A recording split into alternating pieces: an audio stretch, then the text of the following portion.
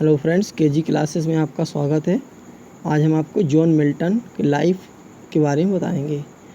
1608 से लेकर 1674। हेडिंग है first, birth and parentage. John Milton was born on December 9, 1608 in Bread Street, London. His grandfather, Richard Milton, was an ardent Roman Catholic and as such had disinherited his son, the poet's father, for his Catholic and as such had disinherited his son, the poet's father, for his turning Protestant.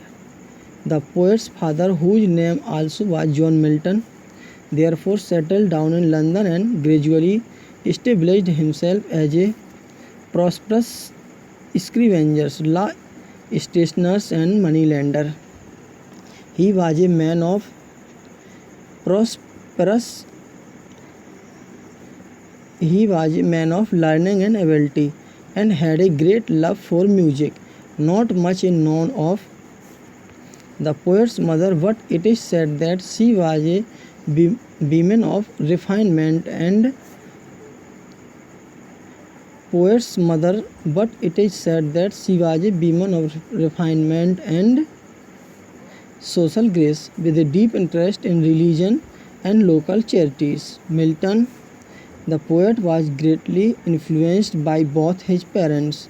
The poet's father came early to realize that his son, talented, studious, and scholastic as he showed himself to be from an early age, was born to accomplish great things. The poet himself wrote of his boyhood in the second defense of the English people. My father destined me from my infancy to the study of polite literature, which I embraced with such avidity that from the age of 12 I hardly ever retired from my books before midnight. This proved the first source of injury of my eyes, whose natural weakness was attended with frequent pains in the head.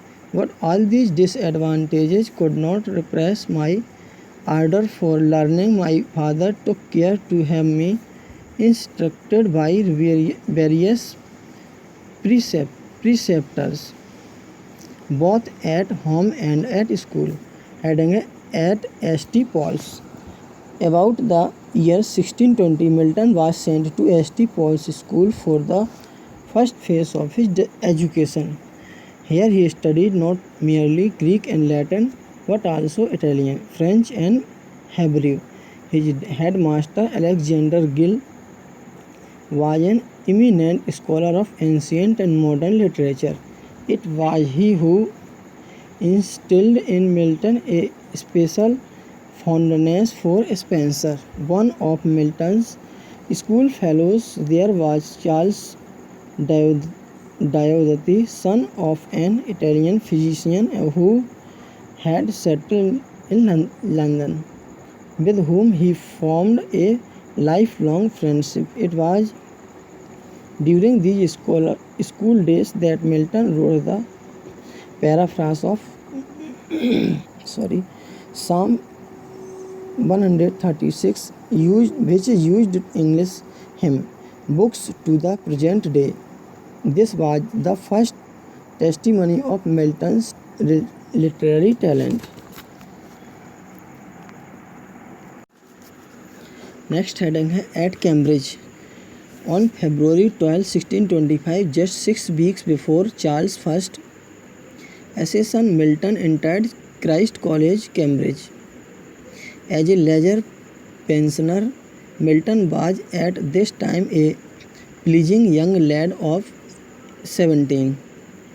He was a youth of middle stature, with auburn hair and an oval face, with grey eyes and an exceedingly fair complexion that earned him the nickname of the Lady of Christ. Milton himself later admitted that He was so nicknamed because he would not drink tankard of ale or snore at midday like his school fellows. He studied at Cambridge for 7 years, taking his BA degree in 1628 to 29 and MA degree in 1632. He was by far too learned for most of his contemporaries, the majority of whom were destined for the church as an easy, gentlemanly living rather than from a sense of responsible vocation or duty. Milton's father had also sent him to Cambridge with the intention he should eventually qualify himself for the church and take orders. But before he left Cambridge, he was so much disgusted by the occupation among clergymen and the repressive policy of the Anglican Archbishop Laud that he determined not to accept holy orders. Being a staunch Puritan and a firm believer in independence of mind and religious belief, he abandoned forever the idea of joining the service of the church. To the service of the church, he wrote afterwards, by the intention of my parents and friends, I was destined of child, and by my own resolution, till coming to some maturity of years and receiving what tyranny had invaded the church, that he who would take order must subscribe to slavery. I thought it better to prefer a blameless silence before his life brought and begun with servitude and forswearing. It was during these Cambridge years that Milton made his first experiment in poetry, both in Latin and English. He showed remarkable skill in the Latin language and started writing Latin verse. It was subsequently observed by competent authorities that he was one of the first Englishmen who, after the Renaissance, wrote Latin verse with classic elegance. The English poems written during this period bear more relevance to the student of English literature. The first really great poem that he wrote during this period of the Ode on the morning of Christ's Nativity. This was written in 1629 when Milton was only 21 years of age.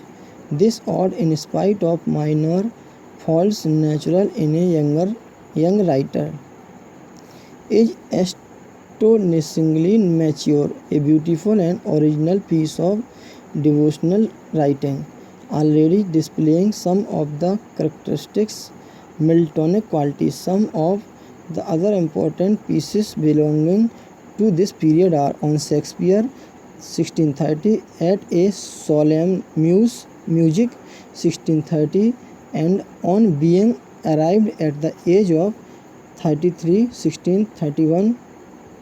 They are of unequal excellence, but they speak the advent of great poet. Heading है at Horton. Having completed his study at Cambridge and having abandoned forever the idea of entering the church, Milton devoted himself heart and soul to the acquisition of knowledge in languages, literature and scriptures, both modern and ancient. In 1632, his father retired from business, bought a house at Horton and settled there for the rest of his life. Thither to his father's estate, Milton retired to devote himself to reading and meditation. In the words of Mark Pattison, no lawyer, physician, statesman ever labored to fit himself for his profession harder than Milton strove to qualify himself for his vocation of the poet. He was fully conscious of the arduous path that led to honor's seat, but at the same time he was equally confident of his innate powers and talents. He was inspired by that inverse prompting which grew daily upon me, that by labor and study which I take to be my portion in this life, joined by the strong propensity of nature, I might have something so written to after time as they should not willingly let it die. During these years of his stay at Horton, Milton produced one after the other a number of short and long poems that brought him immediate fame. Horton was set in a remarkably beautiful natural background. It was against the background of this quiet country life, with occasional visit to London in quest of book on music, that the famous twin pastoral lyrics El Allegro and Second Penseroso 1632 were written. These sister poems recapture in their rhythm and phrasing some of the supreme facilities of Elizabethan verse, the ease and magic of words, and the serenity of the heart. Dr. Johnson says of them, every man that reads them with pleasure. They exhibit a quintessence of a happy English life, and in them the poet reveals his own temperament as a typical but a richly gifted one. Comus, a masque written in 1634, was the product of Milton's love of music. Milton had inherited a delight and skill in music from his father. It was also a friend of the lutenist Henry Lowes, music tutor in the family of the Earl of Bridgewater, and it was through Lowes that Comus came to be written. H. S. Taylor says the searching treatment of its theme, the nature of chastity, it is more characteristics of Milton's interest than of those generally associated with the masque form, and it is exactly because it is something more than a more masque that the piece has survived as literature.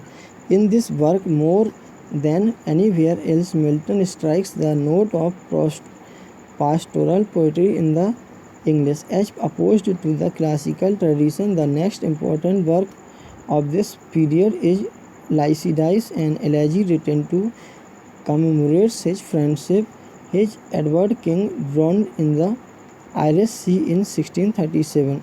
In this elegy, Milton casually takes up to express his disgust at the corruption of the Anglican churchmen under Laud's administration. He threatens them with a prophetic warning. Their two-handed engine at the door stand ready to smite once and smite no more.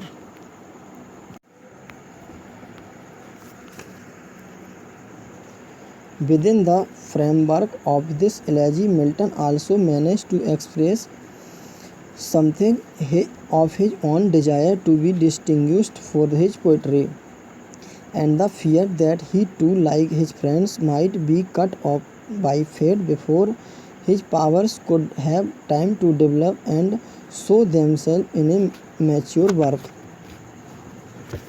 Heading the Continental Tour. Milton set out on the continental tour of Europe in 1638. In April of this year, he reached Italy. In Italy, wherever he halted, he was most cordially and warmly received by scholars and poets of renown. He had the privilege of meeting some of the most renowned personalities of Italy of the day, including Grotius, the great pioneer of international law, and the famous scientist and astronomer Galileo in captivity of Florence. While at Naples, Milton received the news of the Civil War 1642 to 1646 breaking out in England between King Charles I and the Parliament. Milton had ever been a staunch Democrat, supporting the cause of civil liberty from the side of the Parliament. Milton could not resist this call for liberty given by his countrymen, and therefore, cutting short his continental tour, he hastened back to England. His original plan was to pass a year in Sicily and Greece, but then, when I was preparing to pass over into Sicily and Greece, the melancholy intelligence which I received of civil commotion in England made me alter my purpose, for I thought it best to be travelling for amusement while my fellow citizens were fighting for liberty at home. So he returned to England in 1639, heading a civil war and polemical phases. Milton returned to England with the firm resolve to throw himself into the civil war to secure civil and religious liberty for his countrymen. Perceiving that the true way to liberty followed on from these beginnings, I resolved, through I was then meditating certain other matters, to transfer into the struggle all my genius and all the strength of my industry. Milton fought the civil war with the pen in his hand, vehemently justifying and defending the Puritan pupils' revolt against the tyranny of the government and the Anglican Church. The 20 years covering the period of the Civil War and the reign of Cromwell mark out a gap in Milton's poetic career. The poet deteriorated into a pamphleteer. He wrote about 25 pamphlets on the current social, political, religious, and educational conditions and problems companion the case of liberty and equality. The first 5 pamphlets, belonging to 1641 to 1642, are against episcopacy, the first of them of Reformation, touching church discipline, was published in July 1641.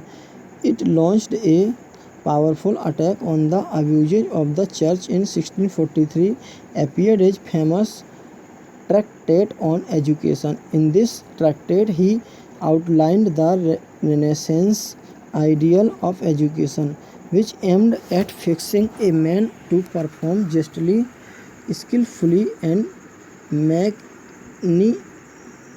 magnanimously the duties private and public of peace and war. In the same year appeared Areopagitica, a speech of Mr. John Milton for the liberty of unlicensed printing to the Parliament of England, which has become accepted some as the world's classic on the freedom of the press. In 1649, when Charles I was taken a captive on trial and the parliamentarians were in full cry for his deposition and death, Milton wrote a number of small treatises to reconcile the public mind to this execution, more ferocious, more coarse, more personal than any of his fellows and opponents. Say Stopford Brooke, Milton did his pamphleteering for the council as no other man in England could have done it. In 1649 appeared his first important political tract, Tenure of King and Magistrate, in which he supported the execution of the deposed king. The same year he was made Secretary for Foreign Tongues to the new Council of State under Cromwell.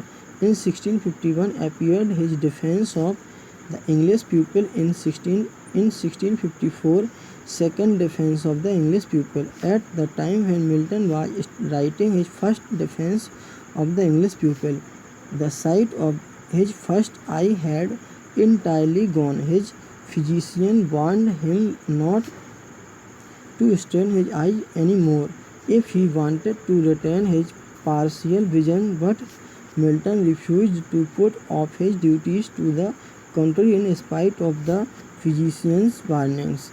The choice lay before me between dereliction of a supreme duty and loss of eyesight. In such a case I could not listen to a physician. I could not but obey that inward monitor. I know not what that spoke to me from heaven. I therefore concluded to employ the little remaining eyesight I was to enjoy in doing this the greatest service to the Commonwealth it was in my power to render. After the execution of Charles I in January 1649, Milton wrote a pamphlet seeking to show that it was lawful and hath been held so throughout all ages to call to account of tyrant wicked king, and after due conviction to depose and put him to death. Milton continued to write in defense of republicanism, now in a tone of despair against the growing monarchical trend. Lest the people should throw away their hard-won liberty and basely and besottedly run their necks again into the yoke which they have broken. He saw too clearly that a restoration of the Stuart would herald a gradual return to tyranny and the need for renewed civil insurrection. Let us at this stage revert to an important phase of Milton's life that we have skipped: his marriage and the writing of divorce tract. Referring to his first marriage, Edward Philip, Milton's nephew, say about Whitsuntide 1642. It was or a little after that he took a journey into the country, nobody about him certainly knowing the reason or that it was any more than a journey of recreation. After a month's stay home, he returned a married man that went out a bachelor, his wife being Mary, the eldest daughter of Mr. Richard Powell, then Justice of Peace of Forest Hill near Shotover in Oxfordshire. Powell was a realist, a country squire who kept upon his house to a wide circle of friends, and the young Bridge, who was half Milton's age. He had brought up in an atmosphere of easy living and gay company. As the eldest daughter, she was probably in the habit of getting her own way. Anybody less clever than Milton might have foreseen a bad match. After enduring a philosophical life for a month, Mary was allowed to return to her parents for a protracted visit. Once away, she decided not to return and repeatedly refused Milton's request that she would come back. The deadlock led Milton to write a series of tracts advocating the need and desirability of divorce. These he had printed neglecting the law which required a license for any printed work and impudently submitted the copy of the first pamphlet to the assembly of distinguished clergymen then in session at Westminster. The assembly felt scandalized and highly enlarged.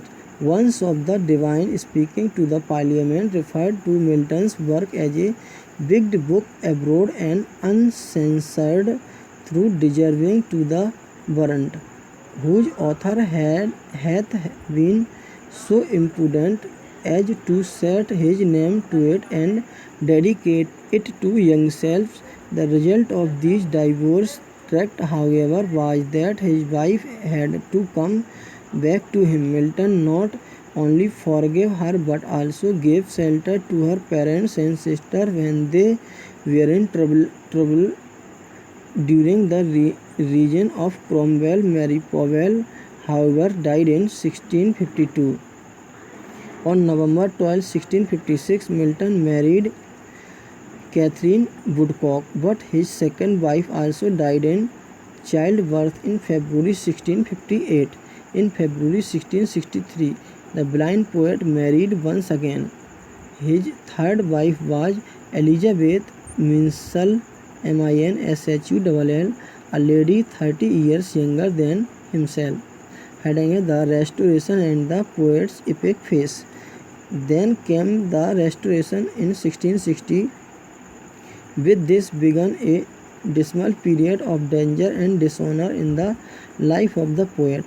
The Republicans were tried and prosecuted by special courts of law. Many were put to death. In the end, however, was passed the Act of Amnesty and Oblivion. Milton escaped death punishment under this act.